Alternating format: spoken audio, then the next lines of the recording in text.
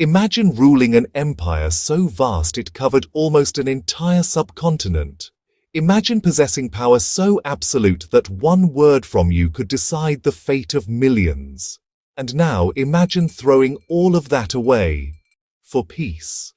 This is the story of Ashoka the Great, a warrior king who became a monk-like emperor, a man who conquered through fear and then conquered through compassion. And along the way, he transformed Buddhism forever.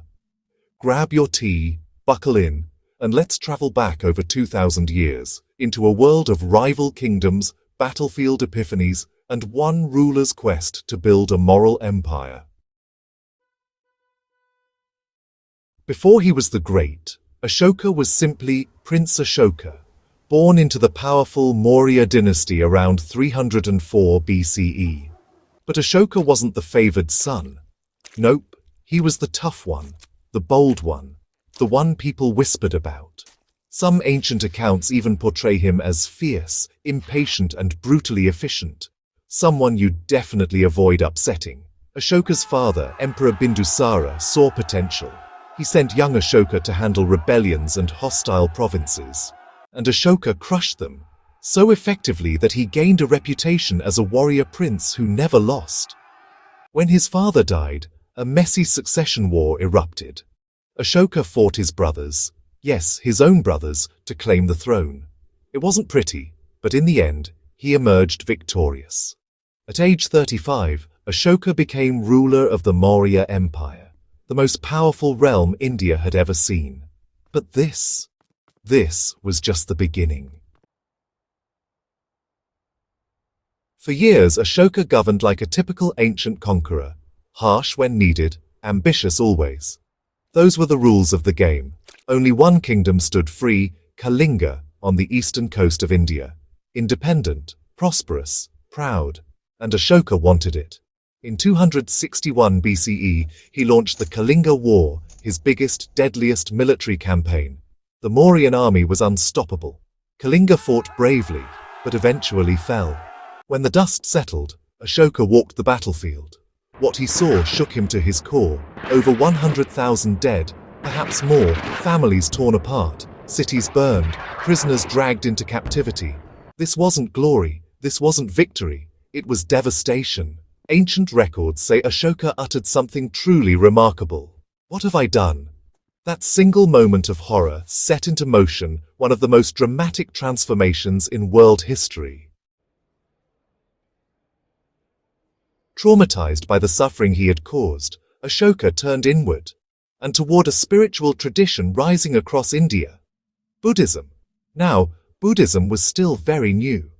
Just a couple centuries earlier, Siddhartha Gautama, the Buddha, had taught his followers the path of compassion, non-violence, and inner peace.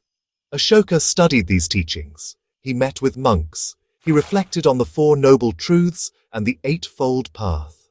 And slowly, Ashoka changed.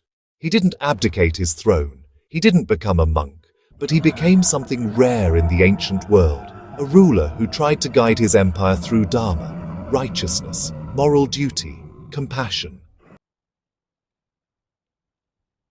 Ashoka wanted his people to know about his transformation, not as propaganda, but as inspiration, so he ordered something extraordinary. Messages carved into stone pillars and rock faces across the entire empire. These are the Ashokan edicts, and, well, they still stand today. They're basically the world's first public service announcements, except carved into stone by imperial order. Some are 40 to 50 feet tall. In these edicts, Ashoka renounced violence, promoted tolerance between religions, encouraged moral living, established animal protection laws, and even called his subjects my children. And here's a powerful line from his 13th rock edict. The slaughter, death, and deportation of the people is deeply regretted by the beloved of the gods. That's Ashoka directly apologizing for the Kalinga War in writing, to an entire empire. Imagine if every modern world leader carved their apologies in stone. The world might look very different. Here's where the story becomes world-changing. Buddhism before Ashoka? It was a regional movement, a philosophical school with monks and monasteries.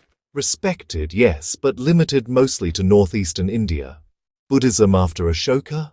A global religion that spread across Asia and influenced cultures for millennia. And Ashoka was the catalyst. Let's break down how.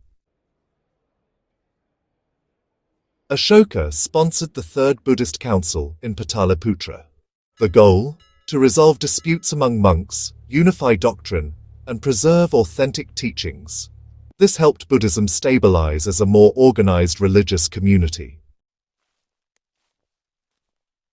Ashoka didn't just build temples, he sent monks abroad, like all over Sri Lanka, Myanmar, Thailand, Afghanistan, Nepal, Central Asia, and even, parts of the Mediterranean world. One of the most legendary journeys was led by Mahinda, Ashoka's own son, who brought Buddhism to Sri Lanka. Meanwhile, his daughter Sanghamitta ordained the first Buddhist nuns on the island and planted a cutting of the original Bodhi tree. These missions, honestly, shaped the spiritual map of Asia. Ashoka believed the path to enlightenment began with compassion in daily life, so he built hospitals for people and animals, dug wells and constructed rest houses, planted trees for shade along roads, established veterinary clinics, and, even distributed medicinal herbs. Ashoka turned governance into a form of care. You could say he was the first ruler to combine public works with spiritual values. This part is huge.